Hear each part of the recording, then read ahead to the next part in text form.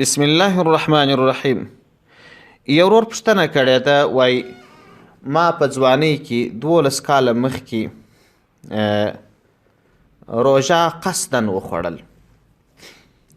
اوس هم صحت ښه دی، خو دا شپېته روژې او یوه قضایي دا پرله پسې نسم نیولی، نو غیر د روژو څخه هم بله لاره سته او که نسته.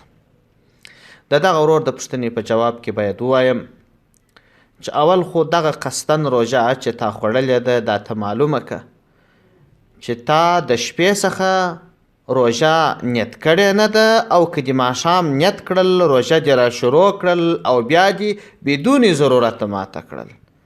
که دې د لویه سره د شپې څخه روژه نه وه نیولې، یوازې قضا در باندې سته، کفاره نسته در باندې. او که دې ماښام نیت کړې وه روژه دې را شروع کړې وه، شروع کړې او نیت کړې روژه دې بدون ضرورت په غذا لرونکي شي ماته کړې وه، نو بیا قضا او کفاره دواړه در باندې سته.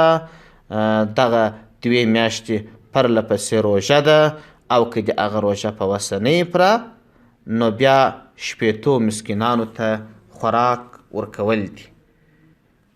تحفة الفقهاء جلد اول صفحه 349. والسلام علیکم ورحمة الله وبرکاته.